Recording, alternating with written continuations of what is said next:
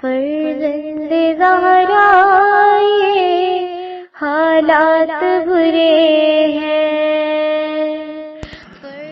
کاشانہ بصیرت ایک ایسا مکمل یوٹیوب چینل جس پر محروم بصارت کے لیے بالخصوص اور تمام افراد کے لیے بالعموم سینکڑوں کی تعداد میں اسلامی کتب دستیاب ہیں۔ لہذا گزارش ہے کہ آپ اپنی ذمہ داری نبھاتے ہوئے کاشانہ بصیرت کو سبسکرائب کرنے کے ساتھ ساتھ بیل آئیکن کو پریس کیجیے تاکہ آپ علم کے حصول کے ساتھ ساتھ مذہب اہل بیت کی اشاعت میں بھی اہم کردار ادا کرتے رہیں۔ کاشانہ بصیرت۔ فرزند زہرا یہ حالات برے ہیں۔ اعوذ باللہ من الشیطان الرجیم، بسم اللہ الرحمن الرحیم۔ رب اشرح لی صدری ویسر لی امری واحلل عقدۃ من لسانی یفقہوا قولی۔ اللہم صلی علی محمد وآل محمد وعجل فرجہم۔ کاشانہ بصیرت کے انتہائی قابل احترام سامعین، السلام علیکم ورحمۃ اللہ وبرکاتہ۔ تفسیر الکوثر جلد نمبر 1 کی ریڈنگ کا یہ پارٹ نمبر 45 ہے۔ ام حسبتم ان تدخلوا الجنة ولما يأتكم مثل الذين خلوا من قبلكم مستهم البأساء والضراء وزلزلوا حتى يقول الرسول والذين آمنوا معه متى نصر الله ألا إن نصر الله قريب۔ کیا تم خیال کرتے ہو کہ جو ہی جنت میں داخل ہو جاؤ گے، حالانکہ ابھی تمہیں اس قسم کے حالات پیش نہیں آئے جو تم سے پہلوں کو پیش آئے تھے، انہیں سختیاں اور تکالیف پہنچیں اور وہ اس حد تک جھنجھوڑے گئے کہ وقت کا رسول اور اس کے مومن ساتھی پکار اٹھے کہ آخر اللہ کی نصرت کب آئے گی۔ انہیں بشارت دے دی گئی کہ دیکھو اللہ کی نصرت عنقریب آنے والی ہے۔ تفسیر آیات۔ یہاں خطاب مسلمانوں سے ہے۔ خدا اپنے برگزیدہ بندوں کو جن تربیتی مراحل سے گزارتا ہے ان کی نشاندہی فرما رہا ہے، نیز یہاں ایک غلط تصور کا ازالہ بھی مقصود ہے۔ سب ہیڈنگ ہے غلط تصور۔ عام تصور یہ ہے کہ لوگ صرف ایمان لانے اور اسلام قبول کرنے کو ہر چیز کے لیے کافی سمجھتے ہیں، حتیٰ کہ طبعی علل الاسباب کے لیے بھی اپنے ایمان اور اسلام سے توقع رکھتے ہیں کہ بغیر کوشش کیے مفت ہی میں کامیابی مل جائے گی۔ الہی سنت یہ رہی ہے کہ مفت میں کوئی کامیابی حاصل نہیں ہو سکتی، کیونکہ اگر مفت میں ملے گی تو سب کو ملنی چاہیے، اور سب کو ملے تو بغیر استحقاق اور اہلیت کے بھی ملنی چاہیے، اور یہ ایک عبث کام بن جاتا ہے۔ اس لیے حکمت الہی کے تحت ضروری ہوا کہ کامیابی کے راستوں کو دشوار بنا دیا جائے اور تمام کامیابیوں کے لیے جدوجہد کرنا ضروری ہے۔ پھر جنت اور ابدی زندگی کے حصول کے لیے آزمائش اور امتحان کے کٹھن مراحل سے گزرنا اور ایسی مشکلات و تکالیف کا مقابلہ ضروری ہو جہاں کھڑے اور کھوٹے کی تمیز ہو جاتی ہے۔ سچے اہل ایمان دوسروں سے جدا ہو جاتے ہیں اور صرف صبر و تحمل کرنے والے ہی اس امتحان میں کامیاب ہوتے ہیں، البتہ وہ بھی اتنی تکلیف دہ اور طاقت فرسا مشکلات کے بعد کہ رسول جیسی ہستی اور مومنین اللہ کی نصرت کے لیے چیخنے پر مجبور ہو جاتے ہیں۔ اللہ کی نصرت کب آئے گی؟ تاکہ استحقاق اور اہل بیت کے حامل افراد ہی متا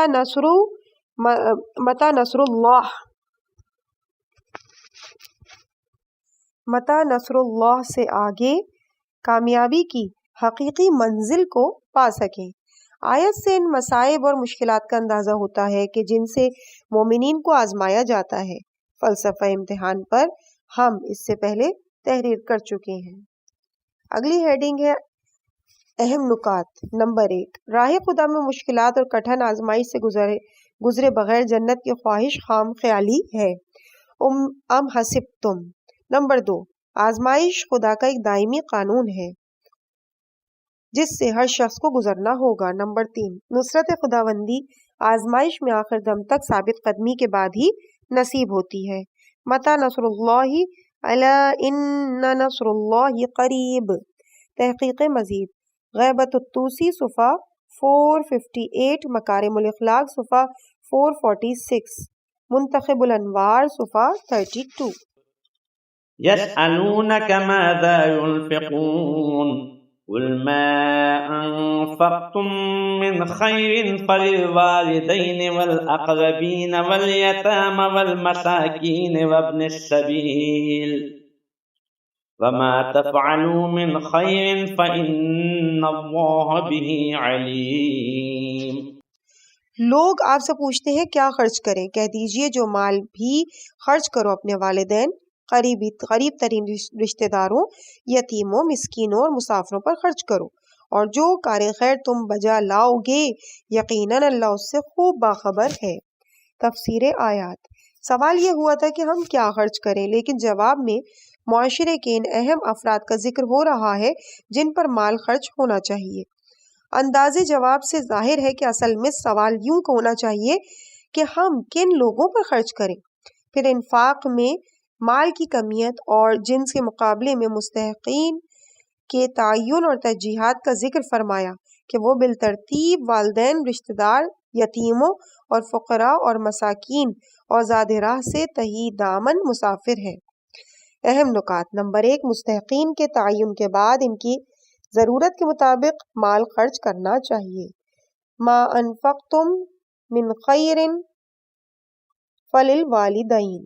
كتب عليكم القتال وهو كره لكم وعسى أن تكرهوا شيئا وهو خير لكم وعسى أن تحبوا شيئا وهو شر لكم والله يعلم وأنتم لا تعلمون۔ تمہیں جنگ کا حکم دیا گیا ہے جبکہ وہ تمہیں ناگوار ہے، اور ممکن ہے کہ ایک چیز تمہیں ناگوار گزرے مگر وہی تمہارے لیے بہتر ہو، جیسا کہ ممکن ہے کہ ایک چیز تمہیں پسند ہو اور وہ تمہارے لیے بری ہو۔ ان باتوں کو خدا بہتر جانتا ہے اور تم نہیں جانتے۔ تفسیر آیات۔ صدر اسلام میں ایسے لوگوں کی کمی نہیں تھی جو جہاد فی سبیل اللہ کو سعادت سمجھتے تھے اور انہیں جہاد کا عشق تھا۔ البتہ کچھ لوگ ایسے بھی ضرور تھے جنہیں جہاد ناگوار گزرتا تھا۔ ان لوگوں کے بارے میں یہ آیت اتری ہے، لیکن خطاب سب سے ہے۔ قوموں میں اگر اس قبیل کے کچھ لوگ موجود ہوں تو پوری قوم کو مخاطب کر کے بات کی جاتی ہے۔ اہم نکات۔ نمبر 1، انسان کی پسند اور ناپسند کسی چیز کے اچھا یا برا ہونے کی دلیل نہیں۔ وَعَسَىٰ أَن تَكْرَهُوا۔ نمبر 2، احکام خداوندی ناگوار گزرنا ایمان کی کمزوری اور جہالت کی علامت ہے۔ نمبر 3، شرعی احکام لوگوں کی پسند و ناپسند کے تابع نہیں ہوا کرتے۔ کتب علیکم۔ تحقیق مزید، مستدرک الوسائل جلد 11 صفحہ 14، داعم الاسلام جلد 1 صفحہ 339 سے 341 تک، الکافی جلد 2 صفحہ 160، جلد 5 صفحہ 6 سے لے کر 22، التہذیب جلد نمبر 6 صفحہ 121، الاستبصار جلد 3 صفحہ 2۔ يسألونك عن الشهر الحرام قتال فيه قل قتال فيه كبير وصد عن سبيل الله وكفر به والمسجد الحرام وإخراج أهله منه أكبر عند الله والفتنة أكبر من القتل ولا يزالون يقاتلونكم حتى يردوكم عن دينكم إن استطاعوا ومن يرتد منكم عن دينه فيمت وهو كافر فأولئك حبطت أعمالهم في الدنيا والآخرة وَأُولَئِكَ أَصْحَابُ النَّارِ هُمْ فِيهَا خَالِدُونَ۔ لوگ آپ سے ماہ حرام میں لڑائی کے بارے میں پوچھتے ہیں، کہہ دیجئے اس میں لڑنا سنگین برائی ہے، لیکن راہ خدا سے روکنا، اللہ سے کفر کرنا، مسجد الحرام کا راستہ روکنا اور حرم کے باشندوں کو وہاں سے نکالنا اللہ کے نزدیک زیادہ سنگین جرم ہے، اور فتنہ انگیزی خونریزی اس سے بھی بڑا گناہ ہے، اور وہ تم سے لڑتے رہتے ہیں وہ تم سے لڑتے رہیں گے یہاں تک کہ اگر ان سے ہو سکے گا تو وہ تمہیں تمہارے دین سے پھیر دیں، اور تم میں سے جو اپنے دین سے پھر جائے گا اور کفر کی حالت میں مرے گا، ایسے لوگوں کے اعمال دنیا اور آخرت دونوں میں اکارت ہوں گے، اور ایسے لوگ اہل جہنم ہیں، وہ ہمیشہ اسی میں رہیں گے۔ شان نزول۔ رسول خدا صلی اللہ علیہ وآلہ وسلم نے قریش کی نقل و حرکت اور ان کے ارادوں کے متعلق معلومات حاصل کرنے کے لیے عبداللہ ابن جحش کی سربراہی میں ایک دستہ نخلا کی طرف بھیجا، جو مکے اور طائف کے درمیان ایک جگہ ہے۔ یہاں پہنچ کر قریش کے ایک تجارتی قافلے کے ساتھ ان کا سامنا ہوا، چنانچہ انہوں نے اس پر حملہ کیا اور ایک آدمی کو قتل کر دیا اور 2 کو اسیر بنا لیا، پھر انہیں مال سمیت مدینہ لے آئے۔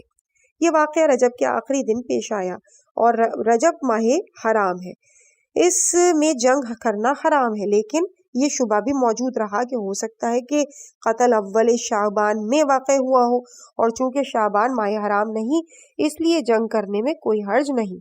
اس کے باوجود مشرکین نے مسلمانوں کے خلاف پروپیگنڈا کیا کہ محمد حرمت والے مہینوں میں بھی خوریزی کرنے کو جائز سمجھتے ہیں۔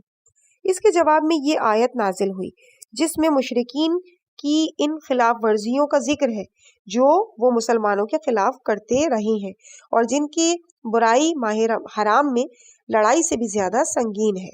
نمبر 1، راہ خدا سے روکنا، یعنی لوگوں کو اپنی پسند کا برحق مذہب قبول کرنے کی اجازت نہ دینا، اور اس امر میں ان کی آزادی جو ایک انسانی حق ہے سلب کرنا۔ نمبر 2، اللہ تعالیٰ کے ساتھ کفر کرنا جو نہایت سنگین جرم ہے۔ نمبر 3، مسجد الحرام کی حرمت کو پامال کرنا۔ نمبر 4، مکے کے باشندوں کو صرف عقیدہ اور مذہب کی بنیاد پر وہاں سے نکال دینا جو ایک عظیم جرم ہے، جیسا کہ کفار نے رسول خدا صلی اللہ علیہ وآلہ وسلم اور مومنین کو مکے سے نکالا تھا۔ نمبر 5، ان کا فتنہ جو قتل و خوریزی سے بھی بدتر ہے۔ نمبر 6، مذہبی اور نظریاتی بنیادوں پر اپنے جرائم کا سلسلہ جاری رکھنا اور مسلمانوں کو دوبارہ کافر بنانے کی سرتوڑ کوشش کرنا۔ نمبر 7، آخر میں تنبیہ کی گئی ہے کہ خبردار، اگر کسی نے اپنا مذہب بدل دیا اور وہ کفر کی حالت میں مر گیا تو اس کے سارے اعمال برباد ہو جائیں گے۔ اہم نکات۔ نمبر 1، فتنہ انگیزی قتل سے بھی سنگین جرم ہے، الفتنۃ اکبر من القتل۔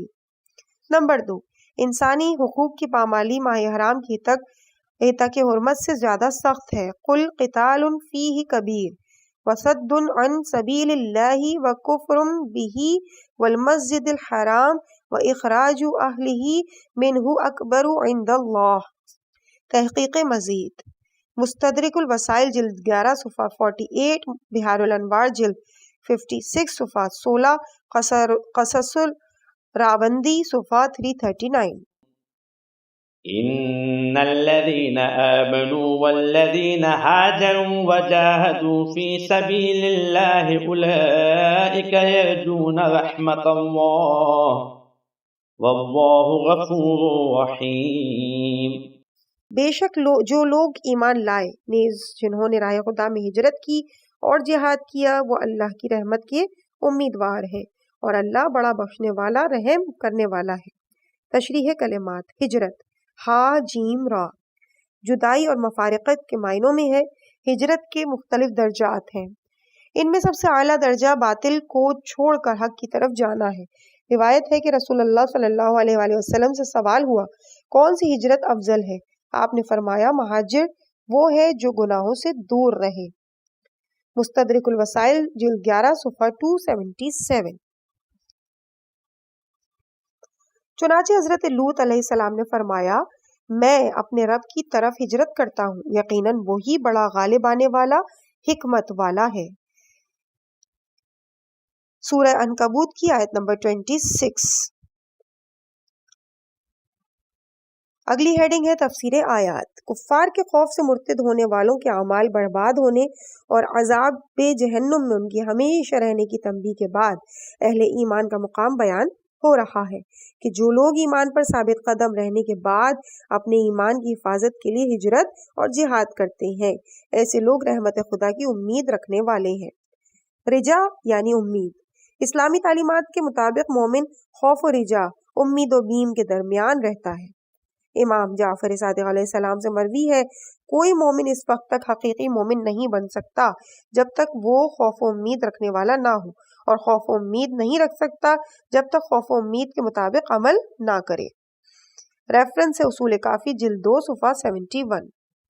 کافی میں منقول ہے کہ جب امام جعفر صادق علیہ السلام سے لوگوں نے پوچھا کہ آپ کے چاہنے والے کچھ لوگ ایسے بھی ہیں جو گناہوں کے مرتکب ہوتے ہیں، پھر یہ کہتے ہیں کہ ہم امید رکھتے ہیں، تو آپ نے فرمایا وہ جھوٹ بولتے ہیں، وہ ہمارے چاہنے والے نہیں، یہ وہ ہیں جنہیں آرزوؤں نے آ لیا ہے۔ جو شخص کسی چیز کی امید رکھتا ہے تو اس کے لیے محنت کرتا ہے، اور جس چیز سے خوف کرتا ہے کھاتا ہے، اس سے فرار کرتا ہے۔ اہم نکات۔ نمبر 1، ایمان و جہاد ہجرت رحمت خداوندی کے طلبگار ہونے کی دلیل ہے۔ ان الذین آمنوا والذین ہاجروا وجاہدوا فی سبیل اللہ اولئک یرجون رحمت اللہ۔ نمبر 2، عمل کے بغیر اللہ کی رحمت کی امید رکھنا قرآنی تعلیمات اور مکتب اہل بیت کے منافی ہے۔ یسألونک عن الخمر والمیسر قل فيهما إثم كبير ومنافع للناس وإثمهما أكبر من نفعهما ويسألونك ماذا ينفقون قل العفو كذلك يبين الله لكم الآيات لعلكم تتفكرون في الدنيا والآخرة وَيَسْأَلُونَكَ عَنِ الْيَتَامَى قُلْ إِصْلَاحٌ لَهُمْ خَيْرٌ وَإِن تُخَالِطُوهُمْ فَإِخْوَانُكُمْ وَاللَّهُ يَعْلَمُ الْمُفْسِدَ مِنَ الْمُصْلِحِ وَلَوْ شَاءَ اللَّهُ لَأَعْنَتَكُمْ إِنَّ اللَّهَ عَزِيزٌ حَكِيمٌ۔ لوگ آپ سے شراب اور جوئے کے بارے میں پوچھتے ہیں، کہہ دیجئے ان دونوں کے اندر عظیم گناہ ہے اور لوگوں کے لیے کچھ فائدے بھی ہیں، مگر ان دونوں کا گناہ ان کے فائدے سے کہیں زیادہ ہے، اور یہ لوگ آپ سے پوچھتے ہیں کہ کیا خرچ کریں، کہہ دیجئے جو ضرورت سے زیادہ ہو۔ اس طرح اللہ اپنی نشانیاں تمہارے لیے کھول کر بیان فرماتا ہے تاکہ تم سوچو دنیا اور آخرت کے بارے میں۔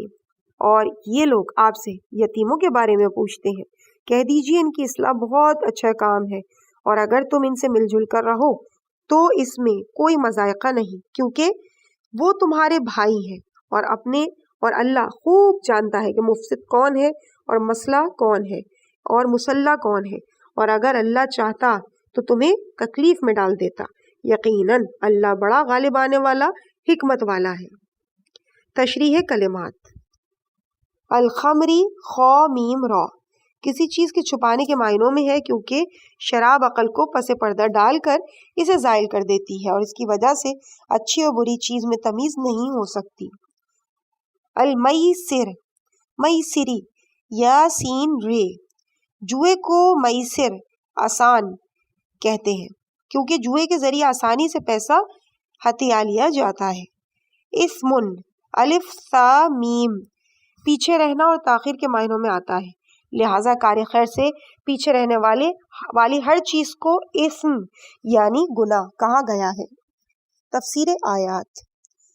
شراب نوشی ایام جاہلیت میں ایک عام بیماری تھی جس نے پورے معاشرے کو اپنی لپیٹ میں لے رکھا تھا۔ اسے معاشرے سے دور کرنے کے لیے حکمت عملی اختیار کی گئی، چنانچہ شراب کی حرمت کو تدریجاً 4 مرحلوں میں بیان اور نافذ کیا گیا۔ نمبر 1، سب سے پہلے مکہ میں یہ آیت اتری جس میں شراب جیسی ناپاک چیزوں کی حرمت کی طرف اشارہ فرمایا۔ قل انما حرم ربی الفواحش ما ظہر منها وما بطن والاثم والبغی بغیر حق۔ سورہ اعراف کی آیت نمبر 33، کہہ دیجئے میرے رب نے اعلانیہ و پوشیدہ بے حیائی کے ارتکاب گناہ، ناحق زیادتی اور اس بات کو حرام کیا ہے۔ نمبر 2، شراب پی کر نشے کی حالت میں نماز پڑھنے سے منع کیا۔ یا ایھا الذین آمنوا لا تقربوا الصلاۃ وانتم سکری، اے ایمان والو نشے کی حالت میں نماز کے قریب نہ جایا کرو۔ سورہ نساء کی آیت نمبر 43۔ نمبر 3، اس کے بعد زیر بحث آیت نازل ہوئی اور اس میں شراب اور جوئے کے نقصانات کی طرف اشارہ فرمایا گیا اور اس بات کو بھی قبول کیا گیا کہ جو کچھ فوائد بھی ہے جو گناہ کے مقابلے میں ہے، اس میں حرمت کی تصریح ہے کیونکہ شراب کو اسم یعنی گناہ کہا گیا ہے۔ نمبر 4، آخر میں شراب اور چند دیگر چیزوں کی حرمت کے بارے میں فیصلہ کن حکم آ گیا۔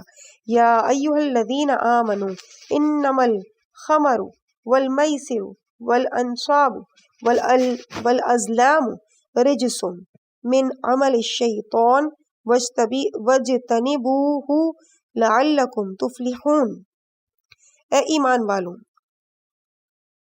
شراب اور جوا اور مقدس تھان اور پھانسے سب ناپاک شیطانی عمل ہیں، پس اس سے پرہیز کرو تاکہ تم نجات حاصل کر سکو۔ وَإِثْمُهُمَا أَكْبَرُ مِن نَفْعِهِمَا، جیسا کہ پہلے بیان کیا گیا ہے کہ اسم کے معنی میں سستی اور پسماندگی کا مفہوم مضمر ہے، اور آیہ شریفہ کے مطابق شراب اور جوئے میں یہ اثرات بہت بڑے پیمانے پر موجود ہوتے ہیں۔ چنانچہ نمبر 1، طبی لحاظ سے بادہ خواری سے معدہ، آنتوں، جگر، اعصاب، شریانوں، قلب اور حواس مثلاً بصارت وغیرہ پر برے اثرات مرتب ہوتے ہیں۔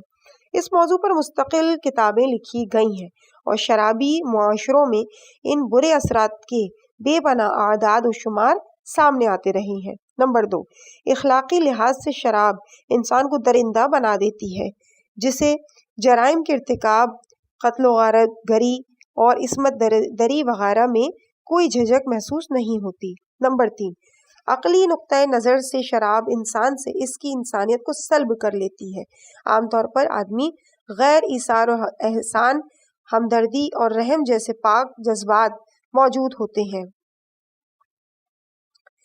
شراب انسان سے ان تمام اقدار کو سلب کر لیتی ہے اور انسان کو احساس جرم و گناہ سے محروم کر دیتی ہے۔ چنانچہ اس وقت دنیا میں بہت سے انفرادی و اجتماعی جرائم شراب نوشی کے بالواسطہ اور بلا واسطہ اثرات ہیں۔ جوئے اور دیگر شیطانی اعمال کے بارے میں ہم سورہ مائدہ سے تفصیل بیان کریں گے۔ رسول اکرم صلی اللہ علیہ وآلہ وسلم سے ایک سوال یہ ہوا کہ ہم کیا خرچ کریں؟ حکم ملا، انہیں کہہ دیجئے اپنی ضروریات سے زائد مال کو راہ خدا میں خرچ کریں، یعنی زکوٰۃ اور خمس دینے کے بعد بھی اگر مال ان کی ضروریات سے زائد ہو تو اسے راہ خدا میں خرچ کر دیں اور معاشرے میں اقتصادی اور طبقاتی توازن برقرار رکھیں۔ یتیم کے مال کے بارے میں پہلے نہایت شدید احکام آئے اور قرآن نے یتیم کا مال کھانے کو پیٹ میں آگ بھرنے کی سے تشبیہ دی ہے۔ اس پر مسلمانوں نے یتیموں سے میل جول ترک کر دیا تو سوال پیدا ہوا کہ ان کی دیکھ بھال کس طرح سے کی جائے۔ تب یہ آیت نازل ہوئی کہ ان سے میل جول کر ان کی دیکھ بھال ہو سکتی ہے تو اس میں کوئی مضائقہ نہیں، یعنی یتیم کے مال سے پرہیز کرنے کا یہ مقصد نہیں کہ اس سے ہر قسم کی دوری اختیار کر لی جائے، بلکہ اس کے ساتھ رہتے ہوئے بھی اس کے اموال و حقوق کا تحفظ ممکن ہے۔ یتیموں کو اپنے مال کو اپنے مال سے ملا کر انصاف سے خرچ کرنے میں کوئی حرج نہیں۔ اصلاح اور خرابی کا تعلق ارادے اور عمل سے ہے، دکھاوے سے نہیں۔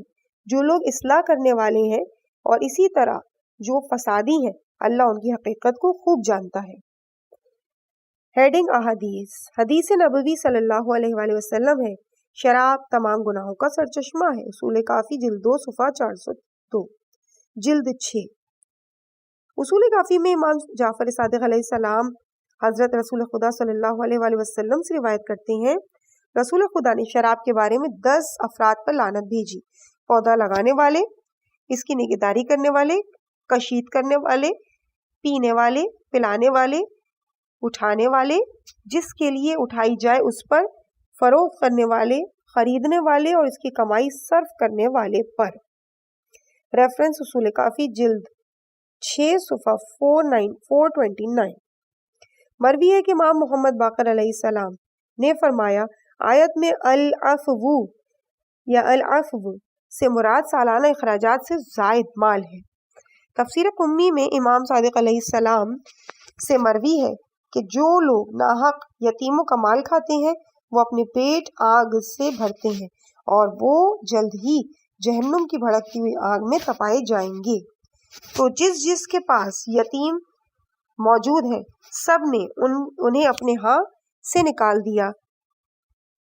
تو جس کے پاس یتیم موجود تھے تو سب نے انہیں اپنے پاس سے نکال دیا۔ لوگ رسول خدا سے یتیموں کے بارے میں سوال کرنے لگے، تب یہ آیت نازل ہوئی۔ ریفرنس اس کا تفسیر القمی جلد 1 صفحہ 72۔ اہم نکات: نمبر 1، احکام شریعت انسانی مسائل اور فساد کی بنیاد پر استوار ہے۔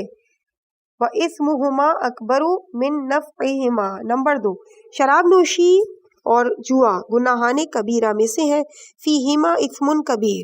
نمبر 3، جزوی فوائد حرمت کو جواز میں بدل نہیں سکتے۔ ومنافع للناس وإثمهما أكبر من نفعهما۔ نمبر 4، ضرورت سے زیادہ مال کو راہ خدا میں زیادہ راہ کے طور پر خرچ کرنا چاہیے۔ ماذا ينفقون قل العفو۔ نمبر 5، احکام شریعت اللہ کی واضح نشانیاں ہیں جن میں غور و فکر کرنا ضروری ہے۔ وَكَذَلِكَ يُبَيِّنُ اللَّهُ لَكُمُ الْآيَاتِ لَعَلَّكُمْ تَتَفَكَّرُونَ۔ نمبر 6، ہر ممکن طریقے سے یتیموں کے مفادات کی تحفظ اور ان کی اصلاح حال مسلمانوں کی معاشرتی ذمہ داری ہے۔ نمبر 7، یتیموں کے ساتھ غیروں جیسا نہیں بلکہ بھائیوں جیسا سلوک روا رکھنا چاہیے۔ وَإِن نَخَالِطُوهُمْ فَإِخْوَانُكُمْ۔ یتیموں کے ساتھ ناروا سلوک رکھنے والے خدا کے عذاب سے بچ نہیں سکتے۔ تحقیق مزید آیت نمبر 219، الکافی جلد 4 صفحہ 52، جلد 6 صفحہ 406، الفقی جلد 2 صفحہ 64، الوسائل جلد 17 صفحہ 325، 21، 554، 301، مستدرک الوسائل جلد 17 صفحہ 83۔ آیت 220، الکافی جلد 5 صفحہ 129، جلد 129 سے 130، التہذیب جلد 6 صفحہ 339 اور 41 سے 339 تک۔ وَلَا تَنكِحُوا الْمُشْرِكَاتِ حَتَّى يُؤْمِنَّ وَلَأَمَةٌ مُؤْمِنَةٌ خَيْرٌ مِّن مُّشْرِكَةٍ وَلَوْ أَعْجَبَتْكُمْ وَلَا تُنكِحُوا الْمُشْرِكِينَ حَتَّى يُؤْمِنُوا وَلَعَبْدٌ مُّؤْمِنٌ خَيْرٌ مِّن مُّشْرِكٍ وَلَوْ أَعْجَبَكُمْ أُولَٰئِكَ يَدْعُونَ إِلَى النَّارِ وَاللَّهُ يَدْعُو إِلَى الْجَنَّةِ وَالْمَغْفِرَةِ بِإِذْنِهِ وَيُبَيِّنُ آيَاتِهِ لِلنَّاسِ لَعَلَّهُمْ يَتَذَكَّرُونَ۔ اور تم مشرک عورتوں سے نکاح نہ کرو جب تک وہ ایمان نہ لے آئیں، کیونکہ مومنہ لونڈی مشرک عورتوں سے بہتر ہے، اگرچہ وہ تمہیں بہت پسند ہو۔ نیز مومنہ عورتوں کو مشرک مردوں کے عقد میں نہ دینا جب تک وہ ایمان نہ لے آئیں، کیونکہ ایک مومن غلام مشرک مرد سے بہتر ہے، خواہ وہ مشرک تمہیں پسند ہو، کیونکہ وہ جہنم کی طرف بلاتے ہیں اور اللہ اپنے حکم سے جنت اور مغفرت کی طرف بلاتا ہے اور اپنی نشانیاں لوگوں کے لیے کھول کر بیان کرتا ہے، شاید کہ وہ نصیحت حاصل کریں۔ تشریح کلمات: نکاح، نون کاف ہا، عقد ازواج کو نکاح کہتے ہیں۔ نکاح بطور استعارہ ہم بستری کے لیے بھی استعمال ہوتا ہے۔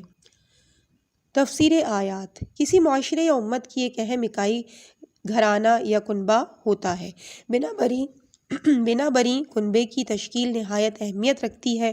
امت مسلمہ کی تشکیل ایک بلند نظریے، ایک انقلابی و انسانی موقف اور فطری تقاضوں پر مبنی ہے، اس لیے کنبے کی تشکیل کے وقت ان اقدار کو مد نظر رکھنا ضروری ہے۔ چنانچہ اسلام کنبے کی تشکیل کے لیے وہ شرائط عائد کرتا ہے جن کے تحت ایک نظریاتی امت کی تشکیل ممکن ہو سکے۔ سب جانتے ہیں کہ شخصیت کی تشکیل کے لیے وراثت اور تربیت کو بہت زیادہ اہمیت حاصل ہے۔ اگر بچے کی نشو و نما اور تربیت ایک غیر مومنہ اور مشرک ماں کی آغوش میں ہو تو اس بچے کی شخصیت اسلامی اقدار کی بنیاد پر تشکیل نہیں پا سکتی۔ اس کا نتیجہ یہ ہوگا کہ وہ امت مسلمہ کے جسم کے اندر ایک قسم کا ناسور ثابت ہوگا جس کی موجودگی میں امت کی شکل و صورت مسخ ہو کر رہ جائے گی، جیسا کہ بہت سی عظیم قوموں کی تہذیب و تمدن کی تباہی میں ازدواجی بے قاعدگیوں کا بڑا دخل رہا ہے۔ فطری تقاضوں اور اسلامی اقدار کی روح سے ازدواجی زندگی کی تشکیل کی ایک بنیادی شرط کفو ہونا یعنی منزلت اور مرتبے میں ہم پلہ ہونا ہے۔ اسلامی اقدار کے مطابق مقام و منزلت اور مرتبے کے معاملے میں رنگ، نسل، علاقہ اور مال و دولت وغیرہ کا کوئی دخل حاصل نہیں، بلکہ کفو ہم پلہ ہونے کے لیے ضروری ہے کہ دونوں ایک ہی امت کے فعال اور ایک ہی مشن کے متحرک کارکن ہوں تاکہ ایک متوازن اور پرسکون ماحول میں ایک نظریاتی کنبہ تشکیل پا سکے۔ نظریاتی موقف میں اختلاف نہ ہونے کی صورت میں ایک پرسکون فضا میسر آتی ہے جس میں ایک مطمئن گھرانہ تشکیل پاتا ہے اور بچوں کی تربیت اطمینان و سکون اور مہر و محبت کی آغوش میں ہو سکتی ہے، ورنہ ایک مضطرب اور بے سکون فضا میں پرورش پانے والا بچہ نفسیاتی طور پر مریض ہو جاتا ہے اور آگے چل کر اس کی بیماری پورے معاشرے پر اثر انداز ہوتی ہے۔ بنابراین ایک مومن کے لیے کوئی مشرک عورت کفو ہم پلہ نہیں بن سکتی، خواہ مومن غلام ہی کیوں نہ ہو۔ اس طرح ایک مومنہ عورت کے لیے کوئی مشرک مرد کفو یعنی ہم پلہ نہیں ہو سکتا، خواہ وہ مومنہ لونڈی اور وہ مشرک آزاد ہی کیوں نہ ہو۔ یہ دونوں کفو نہیں ہیں کیونکہ ان کا مقصد حیات اور منزل ایک نہیں۔ شرک انسانوں کو ہلاکت اور جہنم کی طرف بلاتا ہے، جبکہ مومن کا خدا جنت اور مغفرت کی طرف بلاتا ہے۔ ان دونوں میں نور و ظلمت اور حق و باطل کا تضاد پایا جاتا ہے۔ اکثر مفسرین کے نزدیک مشرک سے مراد بت پرست ہیں، اس لیے مشرکین میں اہل کتاب شامل نہیں۔ اہل کتاب کے ساتھ رشتہ ازدواج میں منسلک ہونا درست ہے یا نہیں، یہ ایک الگ بحث طلب مسئلہ ہے۔ اہم نکات: نمبر 1، مشرک زن و مرد سے نکاح کی ممانعت کا سبب مسلمانوں کی نسل بلکہ اسلامی تہذیب و تمدن کو غیر اسلامی تربیت کے مضر جراثیم سے محفوظ رکھنا ہے۔ اولئک یدعون الی النار۔ نمبر 2، کامیاب اور بابرکت ازدواجی زندگی ظاہری حسن اور مال و مقام کے ذریعے نہیں بلکہ ایمان کے سائے میں ہی ممکن ہے۔ وَلَأَمَةٌ مُؤْمِنَةٌ خَيْرٌ مِّن مُشْرِكَةٍ وَلَوْ أَعْجَبَتْكُمْ۔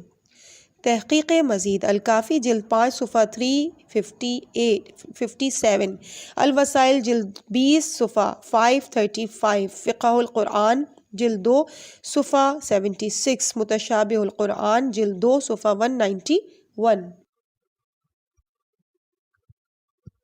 عزیز سامعین، اس مقام پہ ہم ریڈنگ کے اس پارٹ کو یہیں روکتے ہیں۔ انشاءاللہ اس سے آگے کی ریڈنگ آپ کے سامنے اگلے پارٹ میں پیش کی جائے گی۔ مجھے اپنی دعاؤں میں یاد رکھیے گا۔ والسلام علیکم ورحمۃ اللہ۔